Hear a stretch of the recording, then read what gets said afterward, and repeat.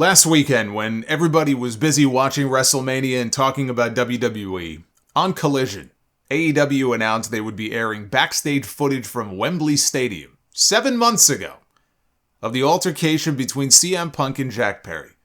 And they never mentioned them by name, but it was implied that that's what it would be. Tony Khan told Sports Illustrated the decision is based on putting on the best show for AEW as well as driving interest for Dynamite and our Dynasty pay-per-view on April 21st. When I first heard that they were doing this, I thought it was a terrible idea. Just reeked of desperation and insecurity after CM Punk went on Ariel Helwani's show and he gave his side of the story about what happened at Wembley that night because he was asked about it. Not because he volunteered it, because Ariel asked him questions and he answered those questions. This had less to do with Tony wanting to incorporate this into a storyline and more to do with refuting what Punk had to say. If Punk doesn't go on Ariel, this footage never airs. There's no way. But I said, okay, I'll watch the footage. Let's see what happens. Let's see what it shows. Well, I watched it, and it went pretty much the way that Punk said it did. It had no audio because it was security camera footage, so we couldn't hear what was being said. But I felt the same way I did going into it. This had no business airing on TV. Not now. Had Tony wanted to air it after he fired Punk, like that week of or that week after. Remember when he went out there on Collision? I know it was like a pre-tape at the beginning of the show, but he actually went out for 10 minutes in front of the live crowd to the point where he brought a chair out on stage so he could take a seat while he was begging the people basically not to boo him and to see his side of the story. And he talked about how he feared for his life. If he wanted to show the footage then, fine. Show the footage and explain to people why you just fired the biggest star in your company. Here's why we felt we had to do this. This was his second altercation in less than a year. This was not the first time that he's gotten physical and handsy with people in the back. You don't wait 7 months because you're upset over what he said in a YouTube interview. You're upset that he called you a clown. This was very reactionary. That's why this aired. That and to pop a rating. And to that end, Tony happily tweeted on Thursday, just got the great news from TBS. Last night, Wednesday Night Dynamite, up 29% from last week and up 17% over the prior 6-week average. Congratulations. It was able to lift the show up to 819,000 viewers. And the Punk footage did the second highest quarter hour of the show, 880,000, second only to the opening segment that did 981,000. I hope he enjoyed the bump. So when the numbers go back down this week, what's he going to do next? Because I don't see how airing that footage and folding it into this Young Bucks FTR storyline heading into Dynasty is going to add a single new viewer to the show. It showed Jack Perry at Gorilla having just come back from his match with Hook, who's also just standing around. Samoa Joe can be seen in the corner. He's pacing back and forth, getting ready for his match when Punk walks up to Jack Perry and starts talking to him. Now, Punk in his interview with Ariel said that he walked up to Jack and said, "Why do you insist on doing that dumb internet shit on TV?" And he claims that Perry said, "Well, if you got a problem with it, do something about it." And we can't verify it because we can't hear what they're actually saying to each other. Punk, though, said in that interview, he says it's like the Chael Sonnen thing. Sometimes you just can't let them get close. That ignores the fact that it was Punk who walked up to Jack Perry, not the other way around. I mean, to hear him use a line like that, you would think that Perry was practically headbutting him, getting up in his face, or Perry went to go seek him out, or Perry got to the back and he saw Punk getting ready for his match and he mouthed off to him. Punk went and found Jack Perry and got up in his face. Not only did Punk, who should have been getting ready to go out for his world title match, decide that now would be a good time to go find Jungle Boy and stir things up, at no point during their face-to-face did Jack Perry make a move towards Punk or act aggressive towards Punk. Do you know what he did? Do you know what Jack Perry did in this footage? He fixed his hair. Like he was getting ready to go to the salon to get his hair did. He fixed his hair. This led to Punk giving him a hard shove. Now again, we don't know what Jack Perry said to him. Jack Perry could have said, "Fuck your mother." I'm willing to bet he didn't. We don't know what Jack Perry said. The point is, he didn't put his hands on Punk. he never got aggressive towards Punk, never got physically aggressive, didn't get up in his space, didn't make a lunge or a move towards him, but it led to Punk giving him a hard shove and then putting him in a front face lock. And remember what Punk told Ariel? I thought I was doing the responsible thing. I didn't punch him. I just choked him a little bit. The responsible thing would have been to not confront the man before going out for your match. That would have been the responsible thing. Joe sees this. He immediately runs over to pull Jack away from Punk. Punk was restrained by 3 different people. Paul Turner was there, the referee, Jerry Lynn. Punk made a move towards Tony Khan, who we couldn't see. We could see Tony's hand. He kind of reached over to stop his flat panel from falling over when they kind of bumped into the table. Punk made a move towards him. While he was being held back, he was clearly shouting something at Tony. We couldn't hear what. Punk says that he told Tony, this place is a fucking joke. You're a clown. I quit.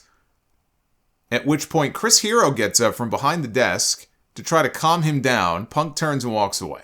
Hero puts his hands on his face like Kevin McAllister in Home Alone when he put the aftershave on his face. Evidently, this is what made Tony Khan fear for his life. I still can't believe he actually went out in front of that Chicago crowd and in front of the world in that other segment on television and said that. It is one of the most embarrassing things I have ever seen. It was embarrassing when he said it, and now that we saw what went down, it's even more embarrassing. And so was this. I can't even really call it a fight or a brawl. But he still put his hands on Jack Perry. Perry never laid a finger on him. Kenny Omega on his Twitch stream. He opened up about Brawl Out the other day. From Brawl In, back to Brawl Out. I don't know what these people can and cannot say about Brawl Out. I thought that they couldn't say anything. He did not divulge much in the way of specific details. What happened when the Bucks approached Punk and came into his locker room and who got physical first. By most reports, it was Punk who threw a punch because he felt threatened. And then chairs were flying and Ace Steel went into vampire mode. I mean, there was a lot of shit that went down. And Kenny Omega did not get into any of those specifics other than to confirm that his primary concern was getting Larry the dog, Punk's dog, since they were in Chicago, he had his dog at the building, getting Larry out of harm's way. He said his status right now, when he was asked, his status with CM Punk is mutual respect. He said they reached out to each other after the incident, which was reported. And he made it sound like, look, he would have had no issue doing business with him after that. Unlike the Young Bucks, who obviously wanted nothing to do with CM Punk. And that was always the impression that I got, was that Omega was cool with Punk and the two would have gladly worked together, and I think that would have been a hell of a match. But it was the larger elite that did not want to. And I can't even say whether Hangman Page would have been open to working with Punk or not, because he hasn't said a word and nobody has said anything about where his mind or his head is at on it, but the Bucks obviously did not want to. And I've addressed why I think it was a terrible idea for them not to agree to at least sit down with Punk, and the Bucks are culpable for that. But anyway, the reason I bring this up about Omega talking about Brawl Out is because Omega also said, sometimes it's okay for guys to fight and just get things out of their system and just, throw down. And that may be true. And there's been plenty of that has happened in wrestling over the years. And this is what people who have been coming at me all week don't seem to understand. Yes, I am not blind to the fact that there are scuffles that happen behind the scenes or at the gorilla position, tensions flare, emotions get high, guys get, into a verbal argument and then they end up rolling around on the ground or they throw a punch at the other guy. The difference here is that may be the case when both parties are ready to throw down. We don't know what Jack Perry said to Punk. Punk is the one who initiated contact, and it was not the first time that he had done so with somebody backstage at an AEW event. There is a reason why Bryan Danielson recommended that Tony get rid of him. And Bryan Danielson is not a Punk hater. Bryan Danielson said it was like the most difficult decision he ever had to make. He doesn't hate CM Punk. But he's an adult, and he recognized that Punk had to go. This was not the first time we had something like this happen backstage.